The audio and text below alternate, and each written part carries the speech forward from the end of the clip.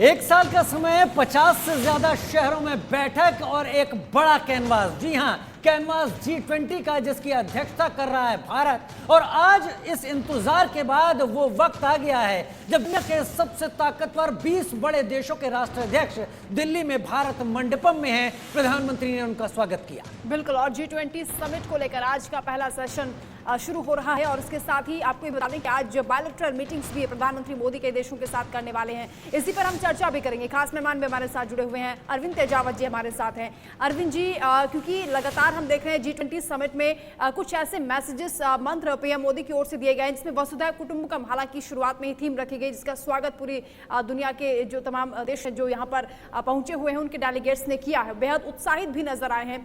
Arvind ji, PM Modi ने जो मंत्र दिया, सबका विकास सबका साथ की बात कही, समावेशी विकास की बात कही है। हालांकि शुरुआत से वो कह रहे हैं कि जो डेवलपिंग नेशंस है उन्हें मुख्य धारा में जोड़ने के लिए हमें काम करना होगा। और अमिताभ कांत ने भी इस बात पर जोर दिया कि आर्थिक मंदी के दौर से दुनिया गुजर रही है। ऐसे में जो कमजोर देश हैं, जिन पर बहुत ज्यादा कर्ज है, उनकी मदद के लिए भी हमें आगे हाथ बढ़ाना चाहिए। क्या उस पर भी चर्चा होगी? अमिताभ कांत साहब मेरे यूनिवर्सिटी में सीनियर रहे हैं और वो G20 के शेरपा भी हैं जी। तो उस हिसाब से शेरपा दरअसल वो व्यक्ति होता है जो पहाड़ों में जो यात्रियों की राह आसान करता है। और यहाँ पे भी शेरपा का अर्थ ये है कि हर एक देश का एक शेरपा है जो कि उस देश के जो जितने भी मसले हैं उनको वह आसान करने का और एक सामंजस्य बिठाने का या समझौता या एक सही वो धारा लाने का काम करता है। अच्छा, इस चीज़ को थोड़ा जटिल है पर समझने की कोशिश कीजिए कि दरअसल विश्व वैसा नहीं रहा है जैसा कि 90 से पहले था। आज जो पूरे विश्व भर के एकेडमिया में एक नया चिंतन आया है और उसी का रिप्रेजेंटेशन भारत ने किया है। किसी ज़माने में ये माना जाता था कि पूंजीवादी विचारधारा या साम्यवादी विचारधारा सबसे महनीय विचारधारा हो सकती है, पर साम्यवाद के पतन और उसके धराशायी होने और पूंजीवाद के बहुत ही वह वाला रूप जिसमें केवल कुछ ही लोगों का ध्यान रखा जाता है, दोनों ही फैल हुए हैं। ऐसे में भारत ने यह साफ तौर पे संदेश दिया है कि केवल भारतीयता के रास्ते से ही हम इस दुनिया का विकास कर सकते हैं। जब तक इस पूरी वसुधा को कुटुंब नहीं माना जाएगा तब तक हम एक बहुत ही सस्टेनेबल विकास की दौड़ में शामिल नहीं हो सकते हैं। तो भारत एक बहुत ही अलग तरीके से कर रहा है। भारत पॉलिटिक्स शुरू से ही अलग रही है, इसके जन्म से ही दूर अलग रही है। तो यही सब कुछ देखने को मिल रहा है जिसका संदेश आदरणीय प्रधानमंत्री जी ने दिया है।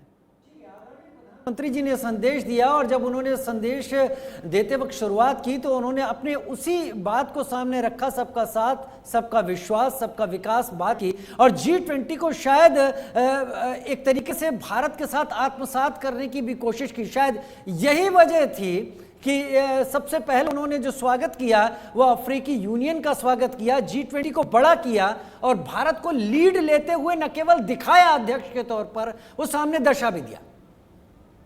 जी बिल्कुल सही कह रहे हैं, भारत को लीड लेते हुए भी दिखाया है और भारत की जो नेतृत्व क्षमता उसका परिचय भी मिला है। और इस संदर्भ में दरअसल अमेरिका ने यह शंका जाहिर की थी कि चीन बहुत सारी समस्याएं खड़ी कर सकता है।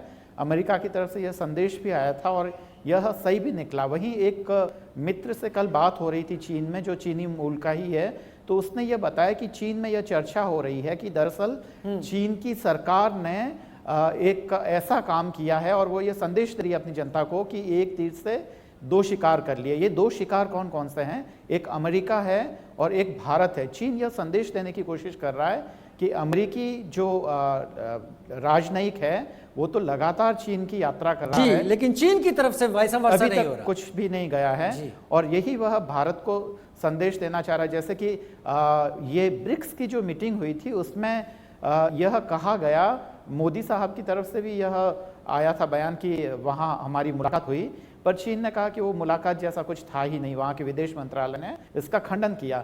तो चीन दरअसल अपनी अकड़ दिखाना चाहता है और उसको लगता है कि यह अहंकार ही उसकी ताकत है। पर हम तो जानते हैं, हम भारतीयता की बात करते हैं और घमंड तो राजा रावण का भी नहीं रहा, फिर तो यह तो शी जिनपिंग है जो उनसे काफ़ी छोटे व्यक्ति हैं।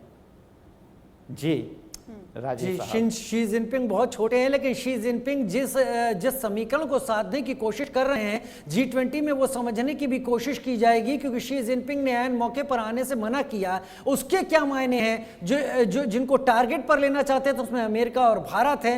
लेकिन हम आएंगे, चर्चा पर वापस आएंगे। अभी बड़ी खबर आ रही है मोरक्को से, जहां पर मोरक्को को प्रधानमंत्री ने अपने उद्घाटन भाषण में साफ कर दिया कि हम हर संभव सहायता देने वाले हैं। बिल्कुल, और प्रधानमंत्री ने कहा कि भारत की भूमि ने दुनिया को संदेश दिया है, सबका साथ, सबका विकास और सबका प्रयास जरूरी है। हम हर संकट पर विजय प्राप्त कर सकते हैं, मिलकर लेकिन काम करना होगा। विश्व में विश्वास का संकट पैदा हो गया है और सबसे ज्यादा जरूरी है कि इस विश्वास को कैसे जीता जाए। और कहीं ना कहीं अरविंद जी इसके जरिए निशाना चाइना पर, क्योंकि चीन मदद तो करता है, जो तमाम देश आर्थिक संकटों से गुजरते हैं उनकी मदद के लिए सबसे पहले आगे होता है, लेकिन उसके बाद जब उन पर कर्ज हो जाता है तो वो कहीं ना कहीं उन्हें परेशान करता है। अंतर्राष्ट्रीय कानूनों का भी उल्लंघन करते हुए चीन को देखा गया। मैं अरविंद जी जरा सा अपने दर्शकों को स्क्रीन को समझा देता हूं। स्क्रीन पर गौर से देखिए, तो जानकारियां आ रही हैं, G20 से जुड़ी हुई जानकारियां आ रही है। भारत के मेहमान कौन है, दर्शकों समझते चलिए। शेख हसीना प्रधानमंत्री बांग्लादेश मेहमान के तौर पर पहुंची, जिनका भारत प्रधानमंत्री ने स्वागत किया। इसके बाद एंड्रेस मैनुएल लिमेज ओबराडोर राष्ट्रपति मैक्सिको के भारत के मेहमान के तौर पर यहां पहुंचे हुए हैं। भारत के मेहमान में और एक जानकारी, जॉर्जिया मेलोनी इटली की प्रधानमंत्री, ये भी भारत में इस भारत मंडपम में इस वक्त मौजूद हैं। और भारत के मेहमान के तौर पर एक एक करके लोग आ रहे हैं। देखिए, ये इस वक्त आपके टीवी स्क्रीन पर 9 तस्वीरें हैं। वंदना, बिल्कुल, और सबसे खास तस्वीर, पहली तस्वीर जो कि जो बाइडेन के साथ प्रधानमंत्री मोदी की नजर आ रही है। अमेरिका के राष्ट्रपति, किस तरह गर्मजोशी के साथ उनका स्वागत हुआ। और जो कोणार्क चक्र यहाँ पर लगाया गया है, कल्च चक्र जिसे कहते हैं, उसे एक्सप्लेन भी प्रधानमंत्री मोदी ने किया है। बड़े अच्छे से उन्हें समझाया कि किस तरह निरंतर परिवर्तन का प्रतीक है ये काल चक्र, और भारत के झंडे में भी क्योंकि ये चक्र नजर आता है। उसके बाद ब्रिटेन के पीएम का भी स्वागत किया प्रधानमंत्री मोदी ने ऋषि सुनक से। और हालांकि एक रिश्ते की बात भी उन्होंने कही कि आपको तो हम दामाद की तरह यहाँ पर ट्रीट करेंगे। और इसके बाद फूमियो किशिदा प्रधानमंत्री जापान आपको दिखाई पड़ रहे हैं। जॉर्जिया मेलोनी इटली की प्रधानमंत्री आपको दिखाई पड़ रही हैं। सिरिल रामाफोसा राष्ट्रपति दक्षिण अफ्रीका दिखाई पड़ रहे हैं। जर्मनी की चांसलर मेलाफ स्कोल्स दिखाई पड़ रही हैं।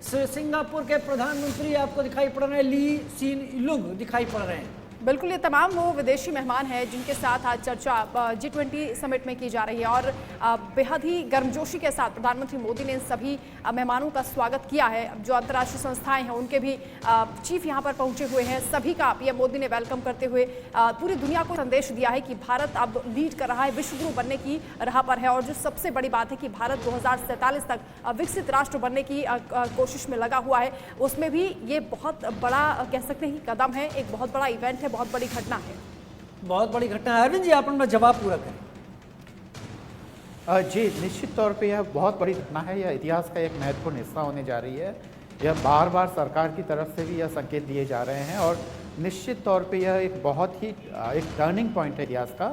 इसका कारण समझिए कि दरअसल यह एजम्पशन था कि द्विध्रुवीय विश्व या जो बाइपोलर जो यूनिवर्स है उसको बदल के ये मल्टीपोलर बनाना चाह रहे थे। वो बहुध्रुवीय होने वाला था, पर यह बहुध्रुवीय ना होकर यह दो समूह वाला हो रहा है, मतलब दो ग्रुप्स वाला हो रहा है। और ग्रुपिज्म यहाँ से तेज हो रहा है। ये इसके बाद में संकेत मिलना शुरू हो रहा है।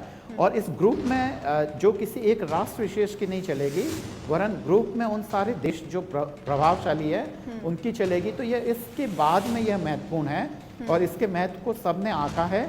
आप दो महत्वपूर्ण, तो भारत के अंदर से देखिए, जो पूर्व प्रधानमंत्री है वो इस चीज़ का जिक्र कर रहे हैं कि ये समय है वो काफ़ी महत्वपूर्ण है। और एक आप बाहर के स्तर पर ऋषि सुनक साहब भी कह रहे हैं कि यह जो समय जो है भारत की अध्यक्षता का, यह काफ़ी महत्वपूर्ण है। तो दोनों में ही संदेश साफ है और इतिहास बनाने जा रहे हैं। और मुझे लगता है कि G20 के माध्यम से विदेश नीति के धरातल पर भारत ने एक झंडा गाड़ दिया है और वह झंडा है वो एक तरीके का माइलस्टोन है। It's going to be a milestone. बिल्कुल, और भारत की संस्कृति को भी रिप्रेजेंट करते हुए भारत मंडपम में जो खास तैयारियां की गई हैं उसका भी रुख कर लेते हैं, क्योंकि महिमा लगातार हमारे साथ लाइव जुड़ी हुई है। महिमा, जो तस्वीरें आपने दिखाई वो डिजिटल क्रांति की थी, अभी किस तरह की तस्वीरें आप दिखाना चाहेंगी, क्योंकि क्राफ्ट बाजार भी यहाँ पर लगाया गया है। हर एक स्टेट का जो उत्पाद है, लोकल फॉर वोकल से ग्लोबल होने की जो बात यहाँ पर की जा रही है, उसे किस तरह से प्रेजेंट किया गया है? वंदना, देखिए अगर क्राफ्ट की बात आए या क्राफ्ट की अगर आपको हमारे दर्शकों को दिखाना है कि किस तरीके से यहाँ पर लोकल क्राफ्ट को दर्शाया गया है, या अगर कहीं ये कहना गलत नहीं होगा कि प्रेजेंटेशन जो है वो अलग अलग स्टेट्स की यहाँ पर की गई है, दिखाया गया है कि किस तरीके से इंडिया जो है रिच कल्चर है, हेरिटेज को लेकर एक बहुत ही रिच कल्चर है। तो मैं अपने वीडियो जर्नलिस्ट से कहूँगी कि वो एक वॉक एंड टॉक दिखाएं कि किस तरीके से हम डिजिटल इंडिया की भी बात करते चलते हैं, और साथ ही साथ हम ये भी दिखाएंगे कि किस तरीके से कल्चर से रिच है, भरपूर है, और ये फॉरेन डिग्निटरीज को दिखाने की पूरी तमाम कोशिशें जो हैं वो भारत मंडपम के जरिए की गई हैं। यानी भारत मंडपम में कुछ ऐसे छोटे छोटे एग्जीबिशंस लगाए गए हैं, हर स्टेट से वो एग्जीबिशन लगाए गए हैं जहां पर लोकल जो क्राफ्ट्समैन हैं या कहें कि आर्टिसंस हैं वो अपने क्राफ्ट को रिप्रेजेंट करते हैं। तो इस समय हम बाहर आ गए हैं, हम इस समय इंटरनेशनल मीडिया सेंटर के अंदर थे जहां पर मीडिया के वर्क स्टेशंस बनाए गए हैं। अब हम यहां से हॉल नंबर 3 की तरफ चलेंगे और आप लोगों को दिखाएंगे कि किस तरीके से जब बात आती है क्राफ्ट्स की, कल्चर की, तो किस तरीके से इंडिया जो है वो पीछे नहीं है। और चलते चलते वंदना मैं आपको ये भी दिखाऊंगी कि किस तरीके से डिजिटल इंडिया का जो हमने एक प्लेटफॉर्म दिखाया था, उसके अलावा किस तरीके से डिजिटल इंडिया यहाँ पर भी देखने को मिल रहा है। तो देखिए ये हमारे आई कार्ड्स हैं। आई कार्ड अगर हम यहाँ पर स्कैन करते हैं तो यहाँ पर आप देखेंगे ये जो मेरा जो पूरा नाम और आइडेंटिफिकेशन जो है वो यहाँ पर आ गया है। तो यहाँ से भी डिजिटल इंडिया की शुरुआत होती है, यानी हमारे पासेस पे भी QR कोड लगे हुए हैं जो कि आप बताएंगे, दिखाएंगे कि किस तरीके से हम लोग यहाँ से एंट्री ले सकते हैं। तो हमने QR कोड के जरिए यहाँ से एंट्री ले ली थी, एग्जिट लिया है। अब हम यहाँ से उस हॉल में जाएंगे, यानी हॉल नंबर 3 में जाएंगे, जहाँ पर फॉरेन डिग्निटरीज के लिए कुछ ऐसे एग्जीबिशन हॉल्स बनाए गए हैं सेल के लिए, और ये दिखाने के लिए कि किस तरीके से जब बात आती है भारत की या बात आती है इंडिया की, तो कितना रिच है वो कल्चर से, कितना हेरिटेज जो है हमारा किस तरीके से रिच है। अब चाहे वो उत्तर प्रदेश हो, हरियाणा हो, उत्तराखंड हो, तमाम जो स्टेट्स है वो अपने अपने कल्चर को यहाँ पर रिप्रेजेंट करेंगे। तो इस समय हम उसी की तरफ आगे बढ़ रहे हैं और साथ ही साथ हम आपको दिखाते चल रहे हैं कि ये जो लॉबी है, क्योंकि आप देख सकते हैं लेफ्ट में हॉल नंबर 4 है, यहाँ पे लॉबी पे भी आपको G20 के कई कटआउट्स देखने को मिलेंगे, और कटआउट्स के साथ साथ आपको अलग अलग चीज़ें उन कटआउट्स पर देखने को मिलेंगी। सिमिलर कटआउट्स जो हैं वो यहाँ पर नहीं है। अगर G20 के लोगों की हम बात करते हैं या G20 की थीम की हम बात करते हैं तो वसुदेव कुटुंबकम, यानी one earth one family one future, और वन अर्थ वन फैमिली पे आज सेशन रखा गया था। G20 समिट हुआ था जहाँ पर प्रधानमंत्री नरेंद्र मोदी ने अपनी स्पीच दी थी। उस स्पीच में पहले तो उन्होंने मोरक्को के बारे में बात की थी कि किस तरीके से सपोर्ट जो है वो एक्सटेंड किया गया है मोरक्को के लोगों को। लेकिन आप चलते चलते देखिए कि किस खूबसूरती के साथ यहाँ पर बनाया गया है। तमाम सिक्योरिटी पर्सनल जो है वो यहाँ पर मौजूद है, फाउंटेन्स यहाँ पर लगे हुए हैं, डिफरेंट G20 के कटआउट्स जो हैं वो यहाँ पर लगे हुए हैं। और ख़ास बात ये है वंदना कि जब कटआउट्स की बात करते हैं तो लोग इतने खुश हैं कि G20 में भारत जो है वो अध्यक्षता कर रहा है।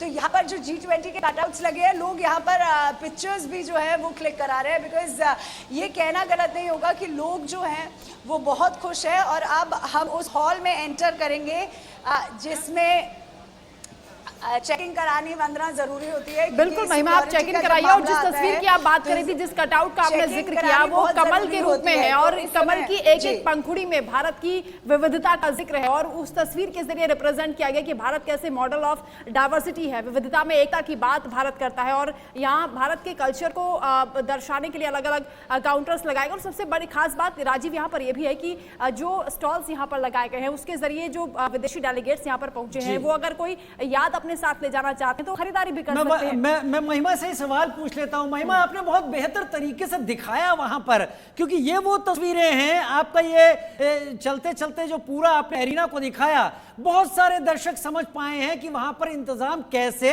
और किस स्तर के हुए हैं। आपने कहा कि लोग G20 के लोगोस के कटआउट्स के आगे खड़े होकर सेल्फी खिंचवा रहे हैं। हम देख रहे हैं पिछले 1-1.5 महीने से दिल्ली को जो जहां जहां G20 के लोगो लगा रहे हैं वहां लोग फोटो खिंचवा रहे हैं, अपनी ये चीजें कर रहे हैं। तो क्या एक तरीके से पूरी तरीके से पब्लिसाइज करने की कोशिश की गई है, पब्लिसिटी करने की कोशिश की गई है, ये बताने की कोशिश की गई है इन सब तरीकों से जनता के इस जुड़ाव से कि भारत पूरी ताकत के साथ अंतर्राष्ट्रीय मंच पर आ गया है?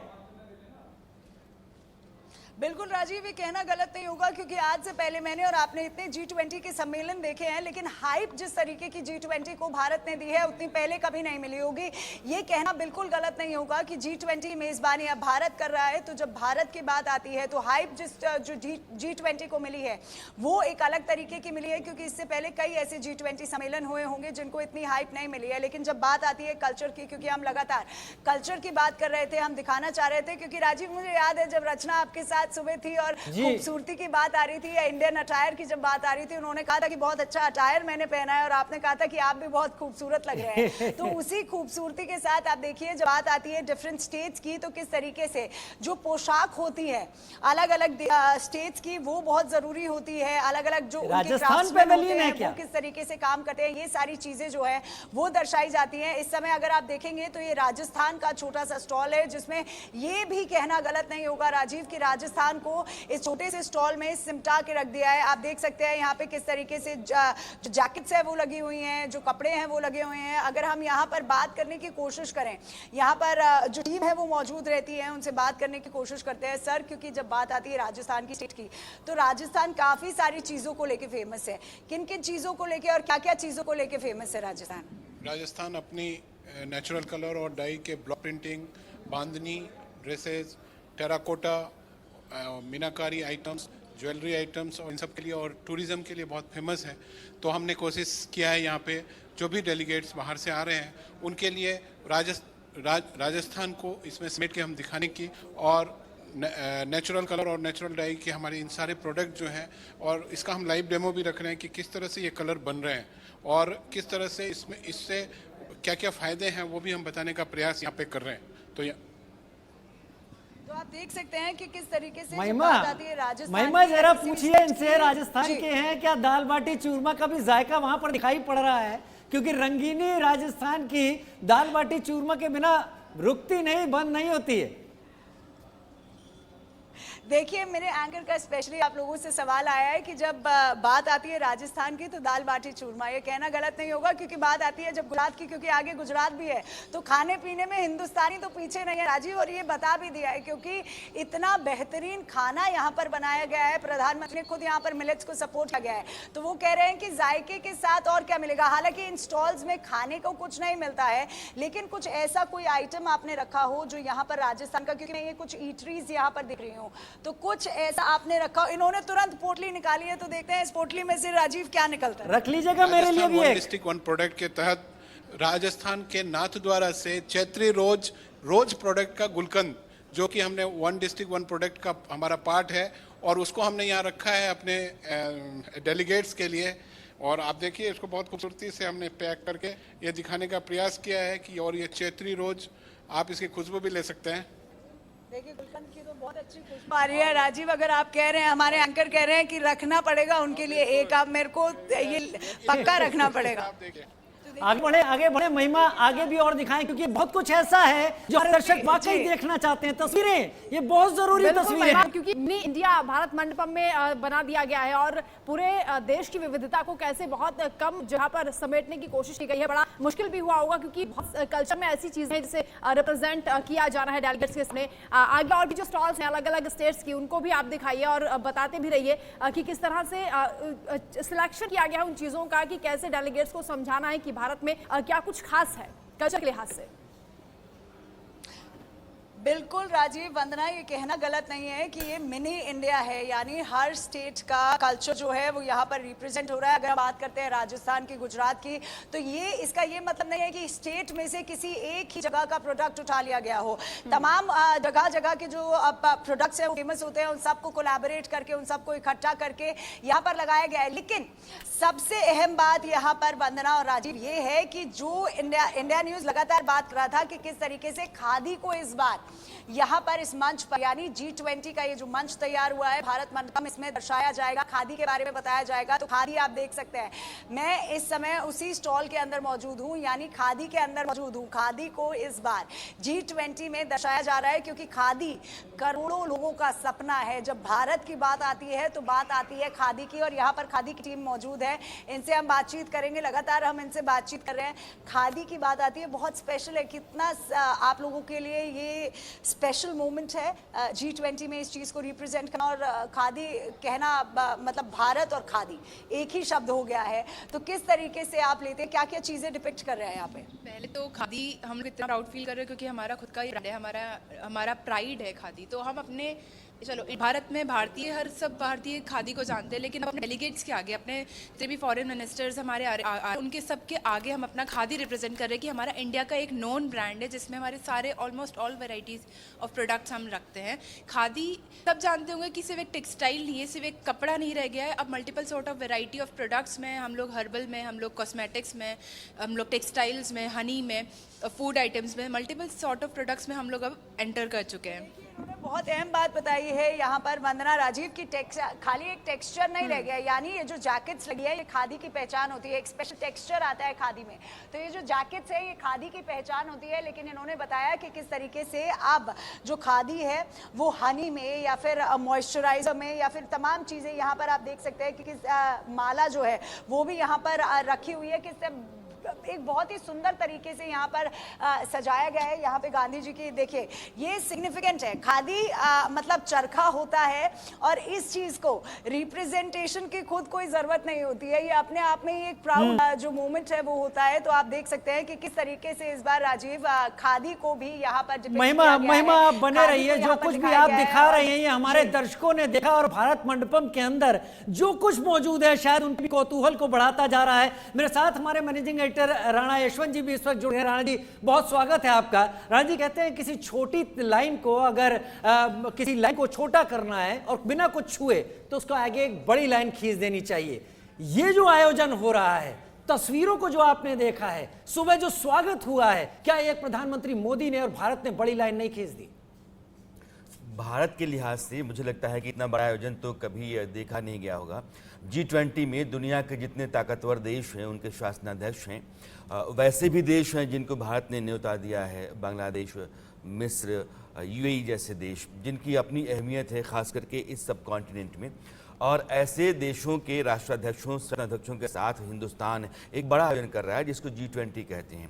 आप अगर माने तो G7 के बाद जो ताकतवर देश दुनिया के हैं उनका अपना एक मंच है G7 और G20, लेकिन G20 कहीं बड़ा है। इस लिहाज से लोग कहते हैं कि अगर मान लो GDP 80% दुनिया का इन्हीं देशों के पास है, कारोबार दुनिया का 75% ये इन्हीं देशों के जरिए होता है, आबादी 60% इन्हीं देशों की है, जो पूरी धरती है उसमें से 60% इलाका ज़मीन का हिस्सा जो है इन्हीं देशों के पास है। तो इस लिहाज से ये सबसे बड़ा आयोजन है और इस आयोजन का अध्यक्ष हिंदुस्तान है, भारत है। आप देखेंगे आज तो एक नई बात जो बार बार आप देखेंगे कि प्रधानमंत्री के सामने जो बोर्ड है, नेम प्लेट है, वहाँ भारत लिखा हुआ है, प्रधानमंत्री भारत, तो इंडिया नहीं है। और जहाँ जहाँ भी भारत का प्रतिनिधित्व है वहाँ भारत ही लिखा हुआ है।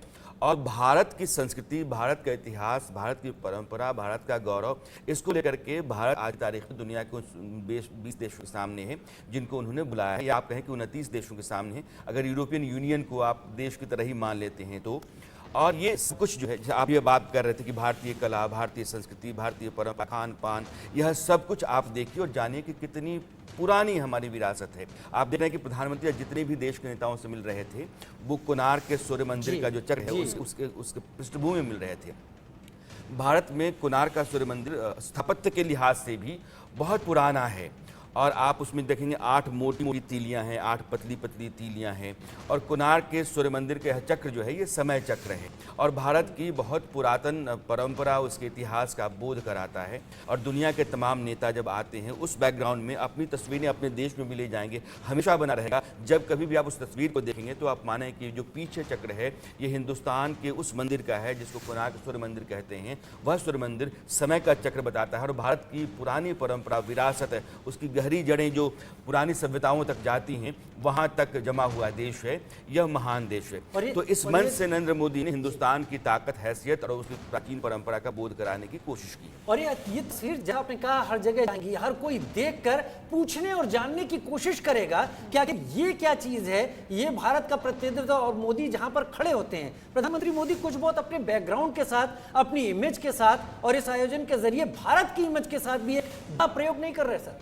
प्रधानमंत्री नरेंद्र मोदी ने बाकी प्रधानमंत्रियों के, मैं नेहरू जी के साथ थोड़ा सहमत हूँ कि नेहरू जी के दुनिया के बहुत सारे नेताओं के साथ निजी संबंध बहुत अच्छे थे। उसके बाद नरेंद्र मोदी को मैं मानता हूं कि दुनिया के तमाम जो बड़े देश या छोटे देश भी उनके नेताओं के साथ राष्ट्र के संबंध तो अलग, व्यक्तिगत तौर पे उनके संबंध बहुत अच्छे हैं। इसलिए आप देख रहे होंगे कि जितने भी नेताओं से मिल रहे थे उसमें एक अलग तरह की गर्मजोशी थी, उसमें जो निजता का भाव है वह भी था, और दोनों राष्ट्रों के बीच में जो पुराने पारंपरिक संबंध हैं उसका भी बोल निहित था। तो कुल मिलाकर के यह जो निजी संबंध है, निजी संबंधों के जरिए भारत की कूटनीति और भारत को दुनिया के मंच पर मजबूत करने की मोदी सरकार ने जो कोशिश की है वह बहुत हद तक कामयाब रही है।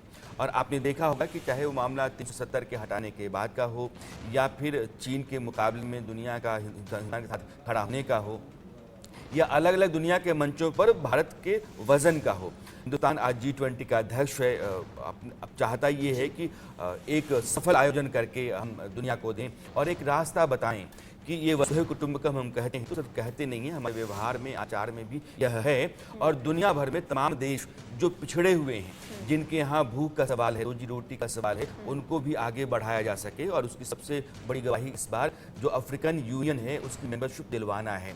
वो जो आप ग्लोबल साउथ के देश कहते हैं, ग्लोबल साउथ दुनिया के नक्शे पर कोई ऐसा इलाका नहीं है जहाँ के देशों को हम ग्लोबल साउथ कहें, लेकिन यही देश हैं जो जहाँ बिजली नहीं है, अस्पताल नहीं है, पढ़ाई की व्यवस्था नहीं है, सड़क नहीं है, खाने का संकट है, रोजगार का संकट है। वैसे देशों को आप ग्लोबल साउथ के देश कहते हैं। उन देशों की नुमाइंदगी भारत करने लगा है, उनकी मजबूत आवाज़ बनने लगा है। और यह जो अफ्रीकन देशों का संगठन है, इसको G20 में प्रतिनिधित्व देना, स्थायी सदस्य बनाना, यह भारत की बहुत बड़ी कामयाबी है। मैं अभी का भी रुख करूंगा थोड़ी देर में, लेकिन इससे पहले राणा जी आपसे भी एक और चीज समझ लेता हूं। पिछले कई दिनों से, यूं कहूं कि 15 दिनों से मैंने देखा है कि सड़क पर, बस में, राह चलते लोग G20 की बात कर रहे हैं। उसके कई फैक्टर्स हो सके। क्या इस सरकार ने या इस आयोजन समिति ने या जो तैयारियां की गई हैं उसके जरिए जो विदेश नीति है जिसे आम भारतीय नहीं समझता है, उसे घरेलू राजनीति के बीच के फासले को मिटा नहीं दिया इस आयोजन ने? मैं जिन लोगों से बात कर रहा हूँ पिछले 4-5 दिनों से, तो ज़्यादातर लोग G20 की ही बात करते हैं। भारत में आमतौर पर इस तरह के आयोजनों में आम आदमी की दिलचस्पी नहीं होती है। वो G20 है, G7 है, या फिर यूनाइटेड नेशंस की बैठकें हैं, जनरल असेंबली की बैठक है, सेक्रेटरी काउंसिल की है। एक आयोजन सा लगता है लेकिन कुछ होता होगा, उससे बहुत मतलब होता नहीं इंसान को। लेकिन इस बार G20 की बैठक को या तो सरकार ने भी जन जन तक अपने आयोजनों के जरिए या प्रचार के जरिए पहुँचाया है। दूसरे, दिल्ली को जितना सुंदर बनाया और सजाया गया है, दिल्ली की तस्वीर देश के लोगों के बीच में जा रही है। दिल्ली के लोग जिस तरीके से दिल्ली को देख रहे हैं, समझ रहे हैं, यह बात हर आदमी के भीतर है कि हमारे देश और हमारे देश के आयोजन का यह स्तर है वो दुनिया में सर्वश्रेष्ठ हो। और भारत एक मजबूत और उन तमाम देशों का जो नेता वो बनने की कोशिश में है जो कमज़ोर देश कहे जाते हैं, जिनकी आवाज़ हिंदुस्तान बन रहा है, उनकी आवाज़ बनने की हैसियत उसको हासिल हो, यह हर आदमी चाह रहा है। इसकी दिलचस्पी है। दिल्ली सुंदर है, सड़कें बहुत खूबसूरत हैं, ऐसा लगा है कि दुनिया के किसी दूसरे हिस्से से ला करके रख दिया गया है, बहुत बहुत खूबसूरत है। चर्चा इंसान इसकी भी कर रहा है। लेकिन G20 जो देश आ रहे हैं और जिस तरीके से वो अपनी दिलचस्पी दिखा रहे हैं, प्रधानमंत्री से मिल रहे हैं या अलग अलग जगहों पर जा करके उनके डेलीगेट्स के लिए आयोजन किए जा रहे हैं, यह सब कुछ जो है वो हिंदुस्तान के भीतर, हिंदुस्तान के बाहर एक इमेज कर रहा है जो बहुत मजबूत और काबिल देश। ऐसे वक्त पर होना, राणा सर, आप किस तरह से देखते हैं कि जब हम 2047 तक भारत को विकसित राष्ट्र बनाने की कोशिश में लगे हुए हैं, इसके साथ ही थर्ड सबसे बड़ी इकोनॉमी बनाने की बात यहाँ पर की जा रही है, क्या ये श्री गणेश माना जाए? G20 गेम चेंजर साबित होगा? देखिए, ये मुश्किल दौर है और जिस दौर में हिंदुस्तान को यह अध्यक्षता मिली है उसमें भारत की अपनी दुनिया में क्या भूमिका है या कितनी सार्थक भूमिका है, इसको साबित करने का भी यह समय है। जैसे प्रधानमंत्री ने कहा कि आतंकवाद और साइबर सिक्योरिटी यह दो बहुत थ्रेट हैं, तो इन दोनों का जिक्र करके उन्होंने पाकिस्तान और पाकिस्तान की तरह के बाकी जो आतंकवाद को पनाह देते हैं या वैसे देशों को समर्थन देते हैं, चीन की तरफ भी इशारा मान सकती हैं आप, तो उन देशों ने इशारा किया। और साइबर सिक्योरिटी, चाइना जैसे देश जो लगातार साइबर थ्रेट बने हुए हैं और वो घुसपैठ करते हैं, तो उन देशों की तरफ भी इशारा है कि दुनिया के लिए खतरा है, तो आतंकवाद और सिक्योरिटी दोनों है।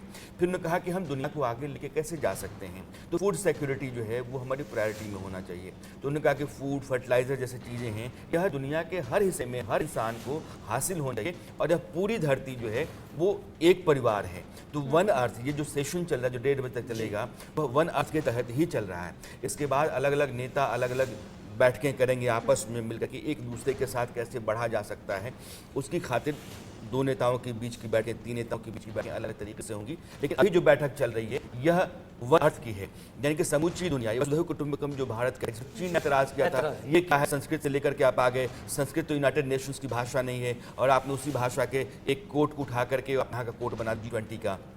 लेकिन यह दुनिया का वह संदेश है जो भारत की तरफ से जाता है और दुनिया के कल्याण के लिए है। इसका एकमात्र मकसद यही है कि उद्देश्य कि दुनिया का कल्याण हो। अगर मेरे पास कुछ है तो वो जाना चाहिए। जैसे कोविड के दौरान प्रधानमंत्री ने कहा कि एक ऐसा संकट था जब ट्रस्ट डेफिसिट हो गया, जो कमज़ोर देश थे जहां वैक्सीन नहीं जा सकती थी, उनको लगा कि अब तो हम मर जाएंगे, जो बना रहे हैं वो तो दे नहीं रहे हैं। उस समय हिंदुस्तान ने दुनिया के तमाम देशों तक वैक्सीन पहुंचाई, बनाई भी, पहुंचाई भी, और कहा भी कि हम आपके साथ खड़े हैं। कई देशों को दूसरे तरीके से राशन के जरिए, दवाओं के जरिए भी उसने मदद की। तो यह जो मदद है एक देश का दूसरे देश के साथ नहीं है, धरती पर एक व्यक्ति का दूसरे व्यक्ति के साथ भी है। भारत यही कह रहा है कि जो सीमा खींची जाती है, जिसको हम सरहद कहते हैं, वो ठीक है, वो अपने अपने घर में हम अपने अपने तरीके से अपनी ज़िंदगी को बेहतर करें, अपने मुल्क को आगे लेकर के जाएं, ये सब कुछ ठीक है। लेकिन अगर हम आपस में मिलकर के आर्थिक सहयोग करते हैं, हम सुरक्षा को सुनिश्चित करते हैं, हम दुनिया के सामने जो खतरे हैं उनसे मिलकर के निपटते हैं, तो एक बेहतर धरती, एक बेहतर दुनिया हम बना सकते हैं, और यह भारत चाहता है। बिल्कुल सर, और कहीं ना कहीं पीएम मोदी ने एक बहुत गहरी बात कही जब उन्होंने कहा कि विश्वास का संकट आज पैदा हो गया है। क्या इशारों में चीन की तरफ इशारा था? क्योंकि हाल ही में जो चीन ने विवादित नक्शा जारी किया, उस पर भी कई देशों ने टिप्पणियां की हैं कि इस तरह से अंतर्राष्ट्रीय कानूनों का उल्लंघन नहीं किया जाना चाहिए। और जो आर्थिक कमजोरी जब देश के सामने आती है, कई ऐसे देश हैं जो चीन पर निर्भर है, कर्ज लिया हुआ है, लेकिन चीन उनके साथ भी विश्वासघात करता है। चीन की जो नीति है 2 तरीके से वो चल रहा है। एक तो ज़मीन कब्जा कर लो, और दूसरा कुछ देश जो कमज़ोर हैं उनको इतना कर्ज दे दो कि कर्ज वापसी की स्थिति उनके पास ना बन पाए, फिर उनके ऊपर अपना नियंत्रण साध लो। जिबूती उसका बहुत बड़ा उदाहरण है, जहाँ चीनी कंपनियों के खिलाफ लोग सड़कों पर आ गए थे। पाकिस्तान एक तरीके से चीन के कब्जे में आ रहा है। चीन ने जो नक्शा जारी किया आप देखेंगे तो उसमें Malaysia, Indonesia, Philippines, Taiwan, Hindustan, रूस, नेपाल, इन तमाम देशों की ज़मीनों के ऊपर आपने अपना नियंत्रण बताया कि यह सब तो चीन के भीतर आता है। तो यह जो विस्तारवादी, आक्रामक विस्तारवादी नीति चीन की है, उसके खिलाफ हिंदुस्तान, अमेरिका और बाकी जो पश्चिम के देश हैं वो तो हैं ही, जो आसियान के देश हैं। आप देखेंगे कि इस बैठक से ठीक पहले तमाम व्यस्तताओं के बाद भी प्रधानमंत्री आसियान की बैठक में गए। आसियान देशों के साथ भारत के संबंध बेहतर हों, इसलिए ज़रूरी है कि चीन वो पूरे जो साउथ चाइना सी है और उस इलाके में जो इंडो पैसिफिक जोन में भी आता है, साउथ चाइना सी में भी आता है, उन तमाम देशों के साथ सरहद, सीमा और द्वीपों को लेकर के चीन का टकराव चलता रहता है। मलेशिया, इंडोनेशिया, फिलीपींस, ताइवान, इन तमाम देशों ने भारत के साथ अपना समर्थन जताया, और भारत चाहता है कि उन देशों का एक मजबूत साथी और उन देशों की एक प्रखर आवाज़ हिंदुस्तान रहे, जो आसियान देश हैं, जिनके ऊपर चीन लगातार खतरा बना रहता है, जिनके द्वीपों पर, जिनकी ज़मीन पर वो लगातार अपनी नज़रें गड़ाए रहता है, जैसे कि भारत के कुछ इलाकों पर वो दावा करता रहता है। तो चूँकि इस इलाके में बहुत मजबूत देश हो गया है और चीन को एक तरीके से वो बराबर का टक्कर देने की हैसियत हासिल कर चुका है, यह बात पश्चिमी देशों अमेरिका को भी मालूम हो चली है। इसलिए भारत के साथ उनका सहयोग लगातार बढ़ता जा रहा है। वो आर्थिक सहयोग हो तो, सामरिक सहयोग हो तो, तकनीक के स्तर पर सहयोग हो तो लगातार पश्चिमी देशों के साथ हमारे रिश्ते जो बेहतर हो रहे हैं, खास करके अमेरिका के साथ, वो इसलिए भी हैं कि इस इलाके में और साउथ चाइना सी के इलाके में अगर चीन को कोई टक्कर दे सकता है और फौरी तौर पर तुरंत वो रोक सकता है तो हिंदुस्तान है, और इसलिए हिंदुस्तान की हैसियत बढ़नी चाहिए। और बड़ी हैसियत आपको G20 की इस मंच पर भी दिखाई पड़ रही होगी, बड़ी हैसियत। लेकिन लगता है कि हम लोगों को चलना चाहिए G20 उस मंडपम में जहां हमारे संवाददाता हैं, वहां की तस्वीरें हिंदुस्तान देखना चाहता है। महिमा मेरे साथ इस वक्त जुड़ी हुई है। महिमा, ठीक, महिमा का रुख करेंगे, मैं अरविंद जी का भी रुख कर लेता हूं। अरविंद जी, अभी बातचीत में निकल कर आया जिस तरह से शी जिनपिंग ने आने से इनकार किया है, निशाने क्या क्या साधे, शी जिनपिंग क्या सेटल करना चाहते हैं, लेकिन बड़ी बात यह कि ट्रस्ट डेफिसिट यानी विश्वास के संकट की बात प्रधानमंत्री ने की। क्या आपको लगता है इस G20 की बैठक में विश्वास के संकट को खत्म किया जा सकेगा, या अभी और बातें निकलनी बाकी है? अभी विश्वास के संकट को खत्म करना तो बहुत जल्दी संभव नहीं लगता है। जैसा कि मैंने पहले भी जिक्र किया कि इसके माध्यम से चीन में यह चर्चा हो रही है कि 2 निशाने साधे हैं, एक अमेरिका पर और दूसरा भारत पर। अब मैं राणा साहब की बात को ही आगे बढ़ाना चाहता हूं कि ये समय एक दूसरे पे निशाना साधने का नहीं है। उन्होंने विस्तारवादी नीति का भी जिक्र किया और कहा कि चीन ने जो नक्शा जारी किया उससे बहुत सारा जो आसपास का जो क्षेत्र और जो देश है वो काफ़ी असहज हो गए। आप सोचिए, क्योंकि भारत तो विस्तारवादी है नहीं, पर अगर उसने अखंड भारत का नक्शा अगर जारी कर दें तो मुझे लगता है कि बहुत सारे देश असहज हो जाएंगे। और मुझे लगता है कि यही चीन कर रहा है, पर भारत संयम बरत रहा है। यह समय विस्तारवाद का नहीं है, जैसा कि भारत की शुरू से ही नीति रही है कि विस्तार करना अपने आप में मकसद नहीं होना चाहिए। जो आपके पास क्षेत्र है वहाँ की जनता की सुख की आप गारंटी नहीं ले सकते हैं, तो एक बहुत बड़ी जगह पे विस्तार करके भी आप क्या कर लेंगे। इसलिए महत्वपूर्ण है विकास। और हम देखते हैं कि जैसे राणा साहब ने भी कहा, मैंने उन्हीं की बात को आगे बढ़ाते हुए कह रहा हूं कि युद्धों में कितना खर्च होता है। राइफल की एक छोटी सी गोली होती है, वह भी सैकड़ों रुपयों की होती है, और हवाई जहाज तो करोड़ों में आते हैं। आप सोचिए कि अगर वही रुपए बच्चे को दूध पिलाने में, वही बच्चे एक भूखे को रोटी देने में, हमारे यहाँ की जो झुग्गियाँ हैं उनको खत्म करने में अगर इस्तेमाल किया जाए तो कितना सुंदर विश्व बन पड़ेगा। बहुत सुंदर विश्व बन पड़ेगा। रक्षा के मामले पे तो बात होगी। राणा जी, आपको ही यहाँ पर रहना चाहूंगा। रक्षा के मामले में तो भारत अमेरिका के बीच में बात हुई है, इंजन्स बनने हैं, फाइटर एयरक्राफ्ट्स की बात हो रही है, लेकिन ये इतना बड़ा मंच है, ये आर्थिक रूप से समृद्धि के भी नए दरवाजे खोलने जा रहा है। हम 5 ट्रिलियन पे बात कर रहे हैं, हम तीसरे नंबर की इकोनॉमी पर आने की प्रधानमंत्री संसद में बात कर चुके हैं। ये G20 आयोजन भारत को अगले 4 साल में कहाँ ले जाके रखेगा? G20 की जो बुनियाद है वो आर्थिक संकट से ही शुरू हुई। जो पूर्वी एशिया के देश हैं, उन देशों में अचानक आर्थिक संकट खड़ा हुआ और फिर किसी तरीके से उससे बाहर निकालने में दुनिया ने उसकी मदद की। फिर लगा कि देखिए, इस तरह के संकट के खड़ा होने की स्थिति में आपको सहयोग की ज़रूरत पड़ती है, तो एक मंच बनाया जाना चाहिए, और वो G20 का मंच बना। पहले तो वो आर्थिक सहयोग और जो आर्थिक स्टेबिलिटी है, इकोनॉमिक स्टेबिलिटी, उसको बनाए रखने के लिए था। इसीलिए जो सेंट्रल बैंक, यानी कि जैसे हमारा रिजर्व बैंक है, और फाइनेंस मिनिस्टर, जो मेंबर देश थे, उनके फाइनेंस मिनिस्टर, रिजर्व बैंक के गवर्नर, इन लोगों की ही उसमें भूमिका रहती थी। बाद में धीरे धीरे समझ में आया कि नहीं, दुनिया के सामने चुनौतियां कुछ अलग तरीके से बढ़ रही हैं। आर्थिक सहयोग के साथ साथ बाकी क्षेत्रों में भी सहयोग की ज़रूरत है। तो आर्थिक स्थायित्व आए, आर्थिक सहयोग, व्यापारिक सहयोग देशों के बीच में बने, लेकिन कृषि है, स्वास्थ्य है, बुनियादी ढांचा है, ऊर्जा है, इन क्षेत्रों में भी आप सहयोग की ज़रूरत है, ताकि एक संतुलित विकास दुनिया का हो सके। और जिस किसी भी हिस्से में लोग रहते हैं, संकट में हैं, तो वो भी किसी दूसरे देश की तकनीक या उसके फायदे से अपना विकास कर सकें। तो ऐसी स्थितियाँ, एक ग्लोबल जो वर्ल्ड है उसकी स्थिति पैदा हो सके। फिर वो हुआ कि नहीं, अब समिट करना चाहिए, और राष्ट्राध्यक्ष जो हैं उनको इसमें शामिल होना चाहिए। तो 2008 से यह सिलसिला शुरू हुआ, 2020 तक, 2023 तक आ गया है। वसुधा कुटुंबकम का जब जिक्र हो रहा है तो ज़रूरी है कि जो तमाम प्राकृतिक आपदाएं आ रही हैं उसकी ओर भी ध्यान जा रहा है, और इसीलिए प्रधानमंत्री ने जलवायु परिवर्तन की भी बात कही कि क्लाइमेट एक्शन पर भी, क्लाइमेट चेंज पर भी हमें सबको मिलकर बात करनी होगी। अभी देखिए कि कैसे दुनिया एक सी है कि प्रधानमंत्री ने अपने भाषण की शुरुआत की कि मोरक्को में जो भूकंप आया हुआ है, उस भूकंप में जितने भी घायल लोग हैं उनके साथ हमारी सहानुभूति है, और जो भी संभव मदद है भारत करेगा। भारत वैसे देशों में है, दुनिया के किसी हिस्से में कोई भी संकट खड़ा होता है तो वो सबसे पहले पहुंचता है। आप देखिए, तुर्की अभी G20 का वो सदस्य देश है, और तुर्की में जब भूकंप आया था, भयानक भूकंप आया था, तो सबसे पहला देश भारत था और सबसे ज़्यादा मदद लेकर के पहुंचा हुआ था। बावजूद इसके तुर्की ने 370 के मामले पर भारत का साथ नहीं दिया था। पाकिस्तान और इंडोनेशिया के उस तिकड़ी का हिस्सा बना हुआ था। आज उस तुर्की के राष्ट्रपति हमारे यहाँ एर्दोगान हैं, और तुर्की के साथ हमारे संबंध वो संतुलन के चलते रहते हैं। भारत ने भी 370 का तुर्की के साथ बहुत सारे ऐसे कॉन्ट्रैक्ट्स थे जो आगे बढ़ने वाले थे, उसको रोक दिया था। लेकिन आज तुर्की G20 का मेंबर है, तुर्की के साथ हम बढ़ रहे हैं। तो हम संकट के समय हमारे साथ आप क्या कर रहे हैं, यह बात अलग है, हम अलग तरीके से उससे निपटेंगे। लेकिन मानवता का तकाजा ये है कि जब कभी भी आपके देश में कोई ऐसा संकट पैदा होता है जहां आपको मदद की ज़रूरत होती है, तो हम हर संभव मदद लेकर के आपके पास पहुंचते हैं। यह तुर्की के साथ भी है, मोरक्को को लेकर के प्रधानमंत्री आज भाषण में जो बात कही है वह भी है। तो हिंदुस्तान जो वसुधैव कुटुंबकम की बात करता है वो उसके व्यवहार में भी दिखता है, और भारत चाहता है कि इसी तरीके से दुनिया को आगे बढ़ना चाहिए। आप दो तरह की नीति अख्तियार करके ना चलें। अगर मुझे रूस के साथ मित्रता बनानी है तो हम सामने कहते हैं, वो हमारे मित्र हैं, उनके साथ दगाबाजी नहीं कर सकते हैं, लेकिन हम उनको बोलेंगे कि यह युद्ध का समय नहीं है, युद्ध से बाहर निकलिए आप, ये शांति का समय है। तो स्ट्रेट एक नीति जो होती है देश की, वो हिंदुस्तान ने अपना रखी है, और इससे फायदा भी हुआ है।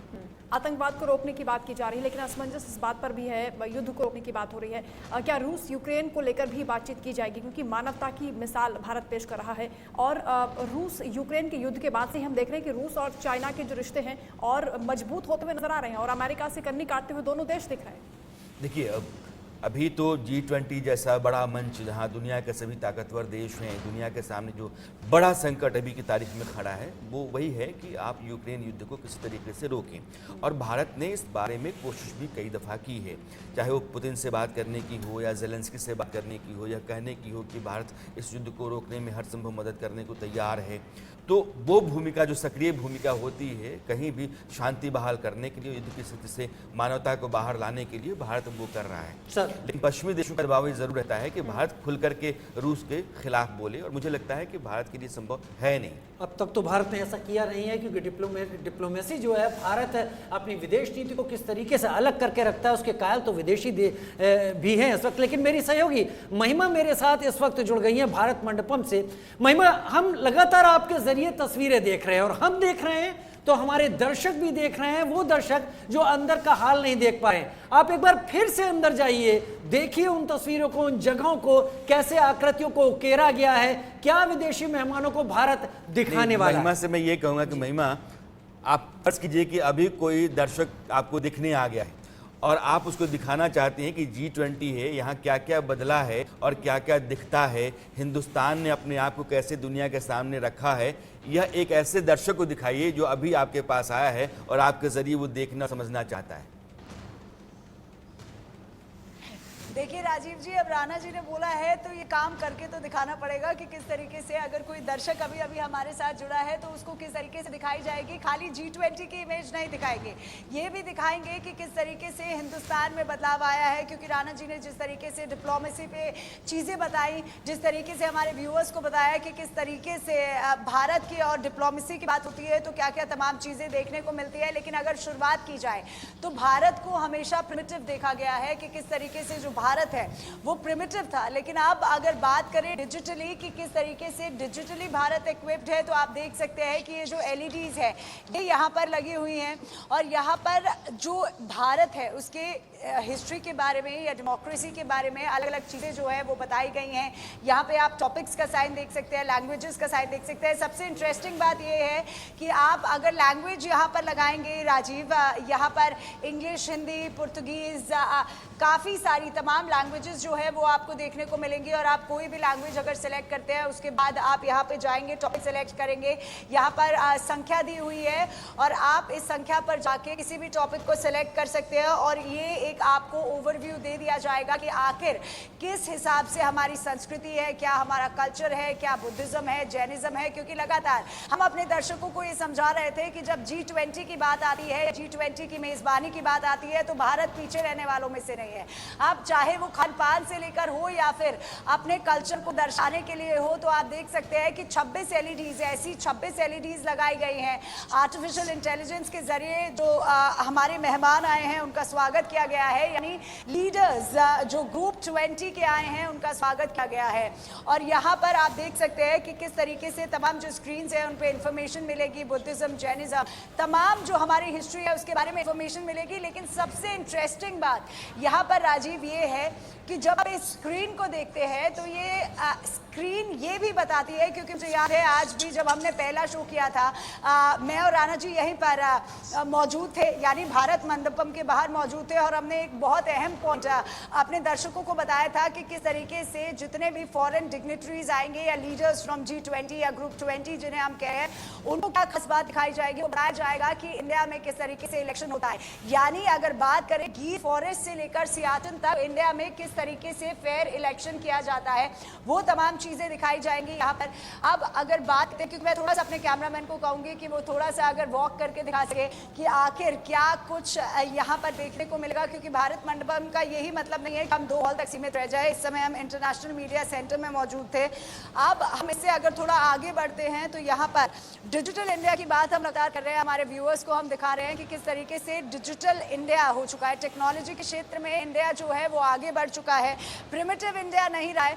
क्योंकि टेक्नोलॉजी की बात इसलिए ज़रूरी है क्योंकि जब हमने ये एक मिनी इंडिया के तौर पे G20 को देखा जा रहा है, क्योंकि यहाँ पर तमाम हॉल बने हैं, तमाम कल्चर के जो इवेंट हैं, आर्टिसंस जो हैं वो यहाँ बैठे हुए हैं। लेकिन जब बात आती है डिजिटल की कि किस तरीके से डिजिटल इंडिया, क्योंकि हम स्टेप बाय स्टेप आपको दिखाएंगे, तो पहले हम आपको इस हॉल नंबर 4 में ले 9 तस्वीरें आपके टीवी स्क्रीन पर इस वक्त हैं और अहम दिन, 1 साल की मेहनत, 50 से ज्यादा शहरों में बैठ के, और उसके बाद आज का वो दिन जब दुनिया के 20 बड़े देशों के राष्ट्राध्यक्ष भारत पहुंचे हुए हैं और भारत एक साथ पहली बार इतने अंतर्राष्ट्रीय मेहमानों की मेजबानी कर रहा है। ये 9 तस्वीरें आपके टीवी स्क्रीन पर। ऐतिहासिक ये पल है दिल्ली के लिए, देशवासियों के लिए। 140 करोड़ देशवासी हर तस्वीर को करीब से देखना चाहते हैं, महसूस करना चाहते हैं और इन तस्वीरों का अर्थ जरूर समझना चाहते हैं। इन 9 तस्वीरों के जरिए आप समझ पाएंगे कि जब ग्लोबल लीडर्स का एक के बाद एक यहाँ पहुंचना शुरू हुआ, प्रधानमंत्री नरेंद्र मोदी कैसे पूरी ऊर्जा के साथ उनके स्वागत के लिए तैयार थे, वक्त से पहले पहुंचे, तैयारियों का जायजा लिया। और इन बड़े नेताओं पर निगाहें इसलिए भी टिकी हुई हैं क्योंकि आज 4 देशों के साथ द्विपक्षीय वार्ता होनी है, जिसमें ब्रिटेन है, जापान है, जर्मनी है, इटली है। ऐसे में ऋषि सुनक जिस बॉडी लैंग्वेज के साथ मिले वो देखने लायक थी।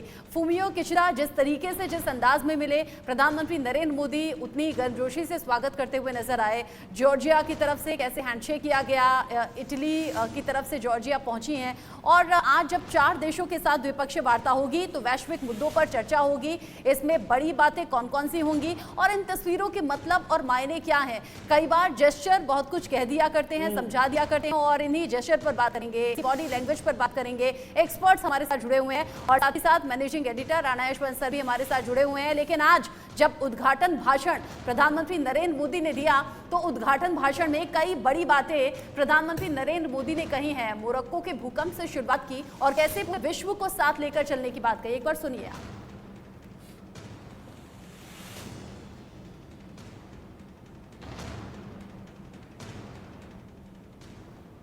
हम सभी की ओर से कुछ देर पहले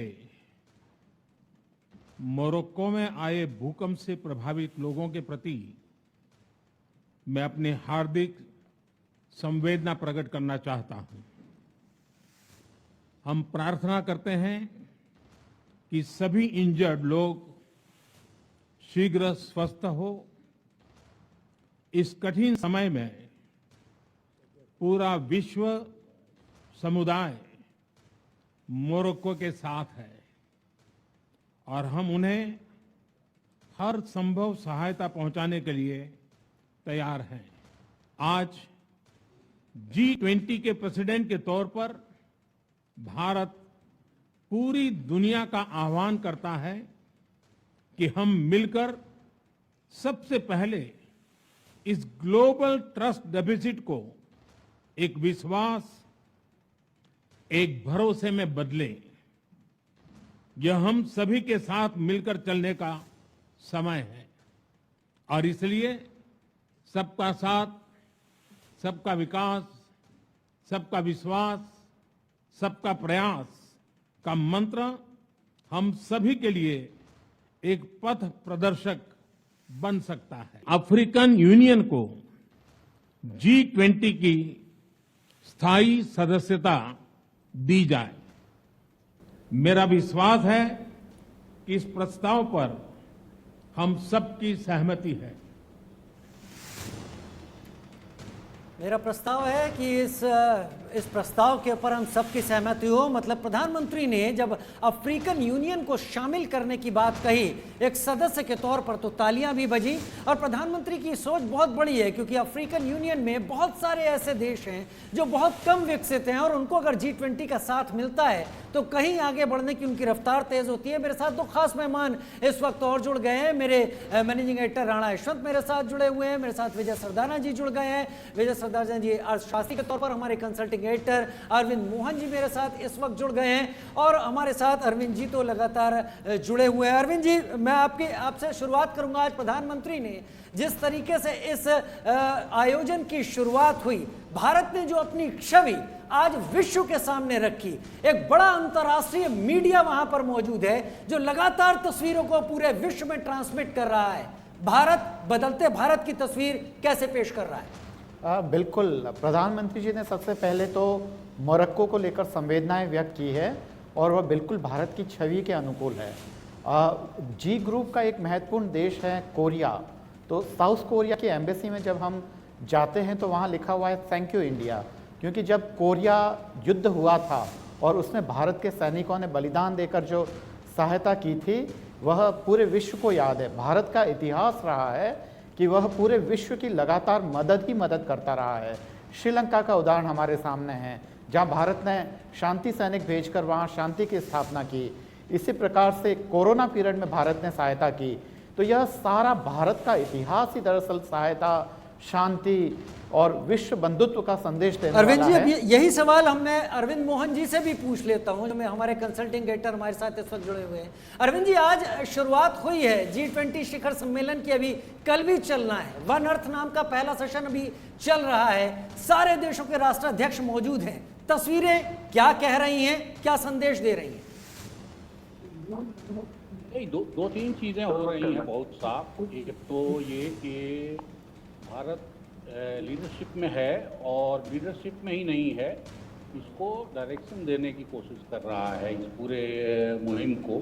और ये मुहिम जाहिर तौर पे भारत की अपनी ताकत है और लीडरशिप की ताकत है, तो एक डायरेक्शन देने का। और डायरेक्शन आपको बहुत साफ दिखाई दे रहा है, जिसमें मोदी जी ने जो बातें पहले कही हैं उनसे, और आज जो प्रस्ताव यही कि अफ्रीकी यूनियन को मेंबरशिप दी जाए, तो एक कैरेक्टर जो अब तक इसका रहा है G20 का, वो बड़े मुल्कों का रहा है कि दुनिया की GDP का कितना बड़ा हिस्सा इसके पास है, कितनी ताकत है। और अमेरिका और रूस और चीन और जर्मनी और ब्रिटेन, जो भी हम ताकत का नाम लेते हैं, जापान, सब लोग इसमें, ऑस्ट्रेलिया, सब इसमें शामिल है। तो उस चरित्र को बदलने की कोशिश एक प्रधानमंत्री कर रहे हैं। जब बार बार वो कहते हैं कि इसमें मानवता का, करुणा का, गरीबों, इन सब सवालों की तरफ अगर वो ले जा रहे हैं, तो ये लीडरशिप इसको कुछ और डायरेक्शन देने की कोशिश कर रहा है। और अच्छी बात ये है कि उसको मान्यता मिल रही। जो झगड़े के मुद्दे हैं वो अपनी जगह हैं, वो कोई ख़त्म नहीं हो जाएंगे। और सबसे बड़ा आज की तारीख में विवाद का मुद्दा यूक्रेन है। यूक्रेन की लड़ाई का असर भी हमको दिख रहा है कि जो भी यूरोप के लोग आए हैं वो बहुत मजबूती से चाहते हैं कि यहाँ कुछ ऐसा फैसला हो, कुछ ऐसा प्रस्ताव पास हो जो रूसी हमले की निंदा करे। और दूसरी ओर चीन या रूस एब्सेंट होकर भी एक किस्म का दबाव बना रहे हैं उसके नेता कि भारत कुछ ऐसा कदम न ले। इस बीच का अनुभव जो साल भर से ज़्यादा का है, वो भी हमारे लिए बहुत साफ है कि रूस से हमारे रिश्ते किस किस्म के रहे हैं, दुनिया के रिश्ते किस किस्म के रहे हैं।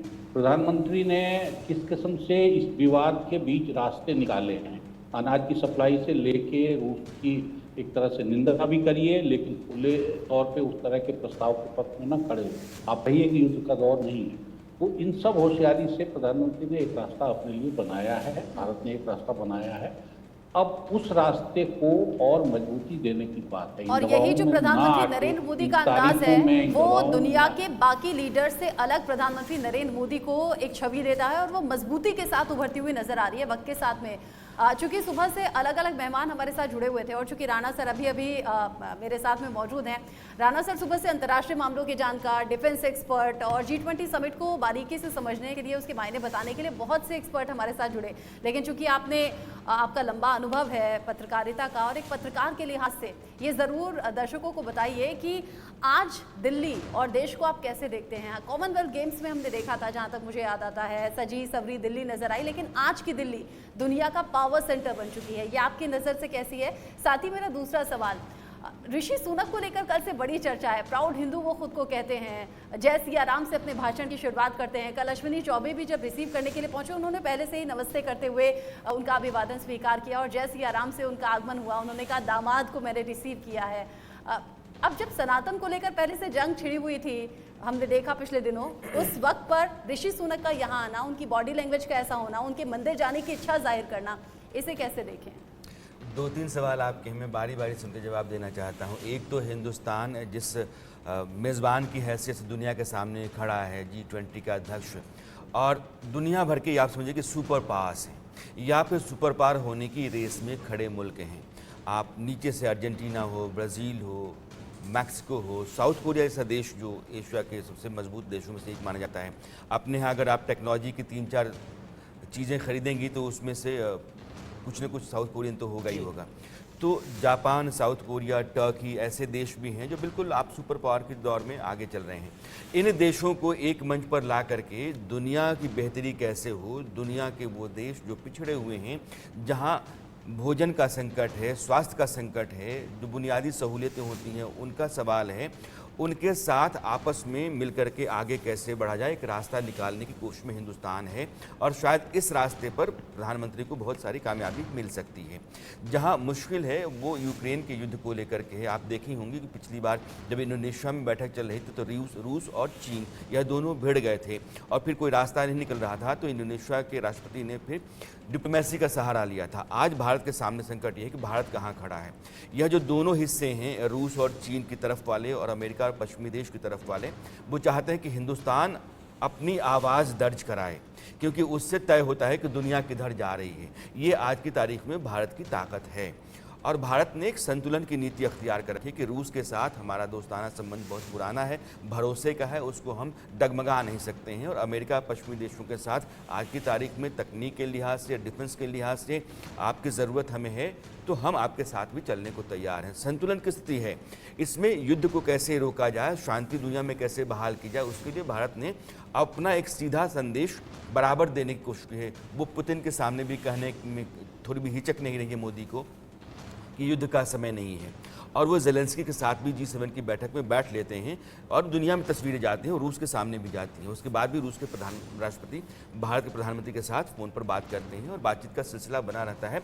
दोनों देशों के बीच में संबंध जैसे पहले से चलते रहे वैसे हैं, लेकिन पश्चिमी देशों के साथ भी एक संतुलन की स्थिति भारत ने बना रखी है, क्योंकि अपने विकास तरक्की के लिए पश्चिमी देशों का सहयोग ज़रूरी है और अपने बाजार को अपनी शर्तों के मुताबिक उनके लिए खोल करके अपने लोगों की बेहतरी, अपने लोगों के विकास को आगे बढ़ाने का जो संकल्प है प्रधानमंत्री का, उसके साथ वो आगे चल रहे हैं।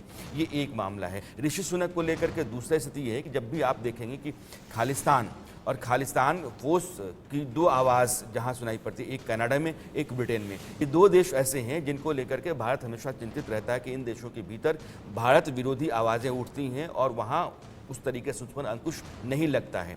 लेकिन ऋषि सुनक ने यहाँ कर कहा कि जो भी उग्रवादी ताकतें हैं ब्रिटेन में भारत के विरोध में, उनको वहाँ नहीं पनपने दिया जाएगा। ये हमारा आपके साथ संकल्प है और आपसे वादा है। तो ऋषि सुनक का यह कहना। दूसरा ये है कि भारतवंशी है, भारत के हैं और उन्होंने कहा कि मेरी शादी बेंगलोर में हुई। कई बार उन्होंने कहा कि मेरी शादी बेंगलोर में हुई, मैं अक्सर देश आया क्योंकि मेरा देश है, तो मैं घर हर साल एक बार आता था नवंबर दिसंबर में। लेकिन जब से प्रधानमंत्री बना या प्रधानमंत्री बनने की रेस में आया, तब से यह सिलसिला जो है वो टूटा है।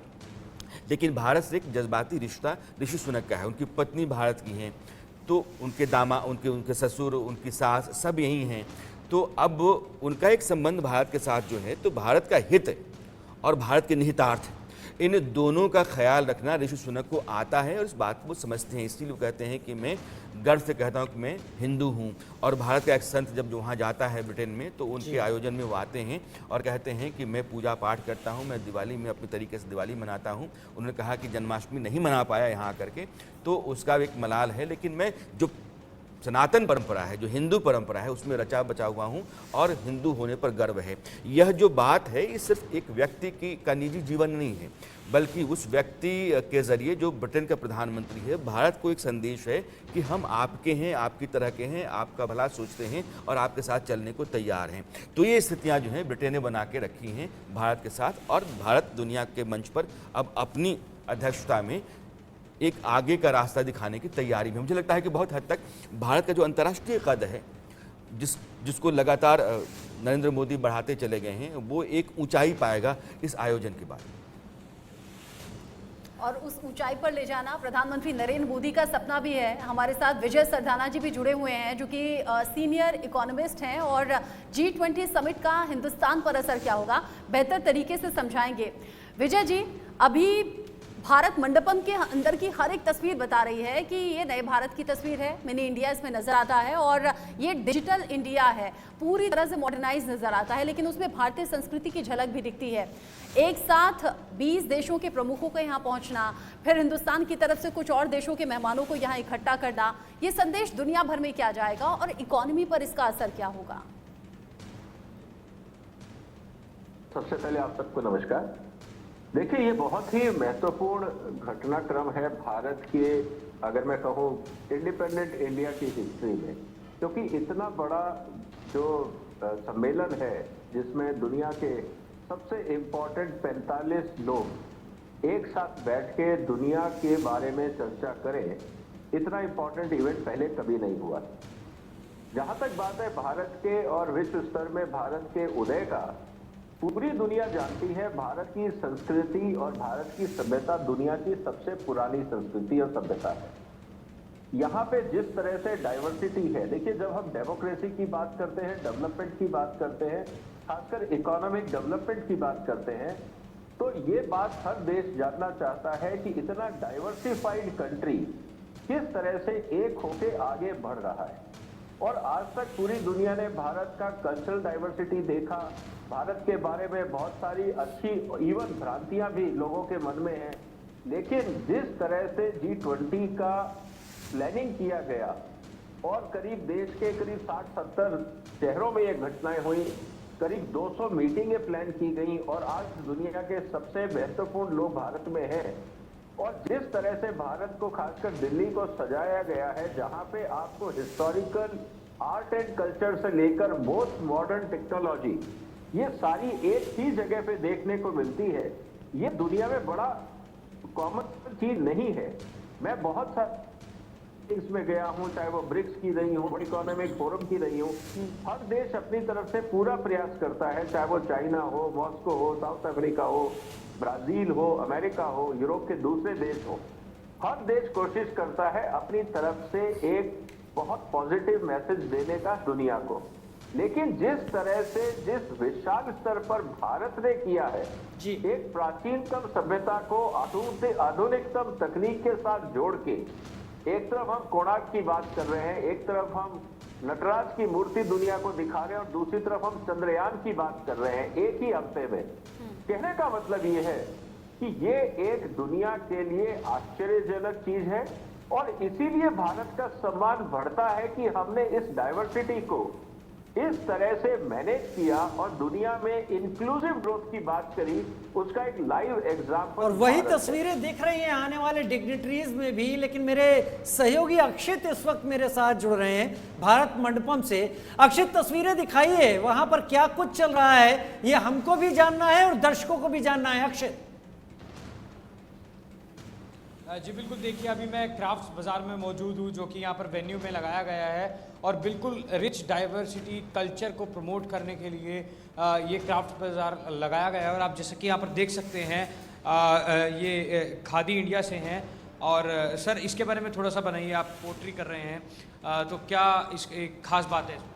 इसमें खास बात है कि बहुत अच्छे जो मिट्टी के बर्तन हैं, ये हमारे खाने पकाने में रोज़मर्रा की उसमें और किचन वेयर में बहुत अच्छे हैं और हमारी सेहत के लिए भी बढ़िया, हमारे पर्यावरण के लिए भी बढ़िया। तो सर जो फॉरेन डेलीगेट्स आएंगे, अगर वो सीखना भी चाहते हैं तो आप सिखाएंगे भी उनको ये?